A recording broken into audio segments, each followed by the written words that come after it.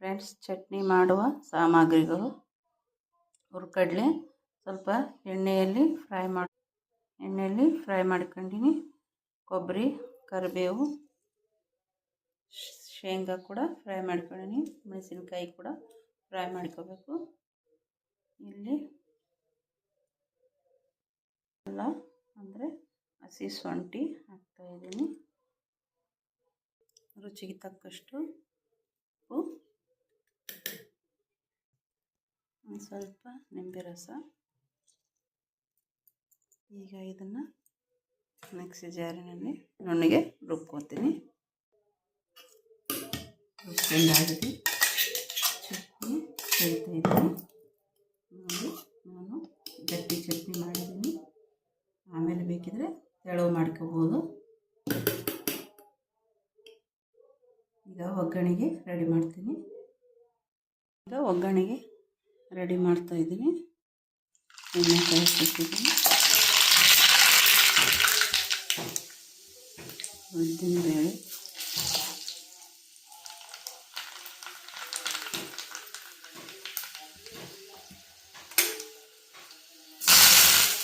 ಕರಿಬೇವು ಸೊಪ್ಪು. ಒಗ್ಗರಣೆ ಕೊಟ್ಟಾಯಿತು. ಚಟ್ನಿ ರೆಡಿ ಆಯಿತು. ಈಗ ದೋಸೆ ಮಾಡೋಕ್ಕೆ ರೆಡಿ ಮಾಡ್ತೀನಿ. ಆಲೂಗಡ್ಡೆ ಪಲ್ಯ ಮಾಡ್ತಾಯಿದ್ದೀನಿ. ಮೊದಲಿಗೆ ಸಾಸಿವೆ, ಜೀರಿಗೆ, ಒಂದು ಸ್ವಲ್ಪ ಕಡಲೆಬೇಳೆ ಹಾಕೋದ್ರಿಂದ ಸ್ಮೆಲ್ಲು ಭಾಳ ಚಲೋ ಇರ್ತದೆ. ಕರಿಬೇವು, ಈರುಳ್ಳಿ ಉದ್ದಗೆ ಕಟ್ ಮಾಡ್ಕೋಬೇಕು. ಮೆಣಸಿನಕಾಯಿ,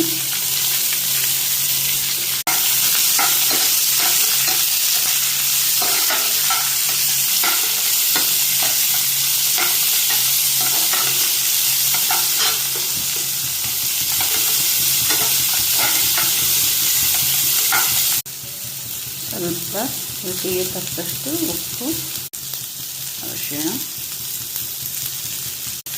ಸ್ವಲ್ಪ ಚಾಟ್ ಮಸಾಲ, ಒಂದು ಸ್ವಲ್ಪ ಧನಿಯಾ ಪೌಡ್ರ್, ಸ್ವಲ್ಪ ಚಾಟ್ ಮಸಾಲ ಚೆನ್ನಾಗಿ ಮಿಕ್ಸ್ ಮಾಡಿ